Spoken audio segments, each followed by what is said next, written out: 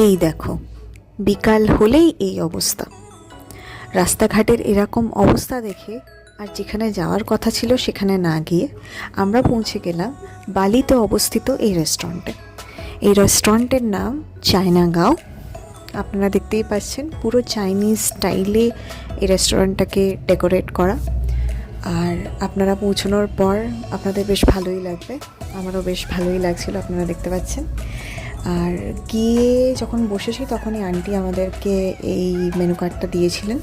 এই মেনু কার্ডের মধ্যে অনেকগুলোই ডিশেস ছিল, কিন্তু আমার পার্সোনালি থাই কারি খাওয়ার খুব ইচ্ছে করছিল। বহুদিন ধরে থাই গ্রিন কারি খুঁজছি, অবশেষে মেনুতে খুঁজে পেলাম।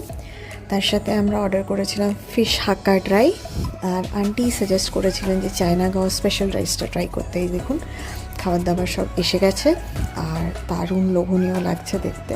স্পেশালি এই চায়না গাঁও রাইসটা বেশ সুন্দর করে ডিমের পোচ দিয়ে প্লেটিং করা হয়েছে আর দেখতে খুবই সুস্বাদু লাগছে। সো আমরা খাওয়া স্টার্ট করি। প্রথম আমি যে ডিশটা ট্রাই করি সেটা হচ্ছে ফিশ হাক্কা ড্রাই জিনিসটা। আর আই মাস্ট টেল ইউ, প্রত্যেকটা fillet was full of fish. আর তারপরেই আমি নিয়েছিলাম এই রাইসটা।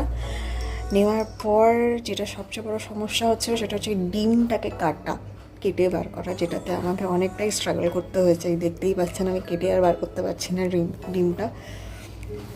যাই হোক, অবশেষে কেটে বার করলাম আর শুরু করে দিলাম খাওয়া with the Thai green curry.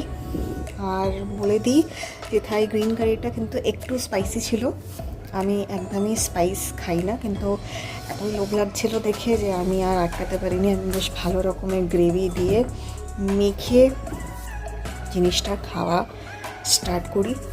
R with every bite I must say they were just flavours. মানে এইরকম ফ্লেভার্স কিন্তু আমি অনেক বড় বড় রেস্টুরেন্টে খেয়েছি, কিন্তু এইরকম ফ্লেভার্স প্রত্যেকটা জিনিস এত ডেফিনেট মুখে যাওয়ার পরেই তার টেস্ট বুঝতে পারা, দ্যাট ওয়াজ লাইক ক্রেজি। আপনারা আমার এক্সপ্রেশন দেখতেই পাচ্ছেন। This was my plate. সাইডে রয়েছে fish Hakka dry and the full plate was just mesmerising test. এবার দেখুন আমাদের যাওয়ার পালা। যাওয়ার সময় আমি একটা খুব আবদার করে ফেলেছিলাম। যিনি কাকু ছিলেন ওখানে বসে, এই দেখুন আমি কথা বলছি কাকুর সাথে। ঠিক এই রেস্টুরেন্টের বাইরে একটা হাসনুহানা গাছ লাগানো আছে। আর গাছটা শুরু থেকে দেখে আমার খুব লোভ লাগছিল যে ফুলগুলো এত সুন্দর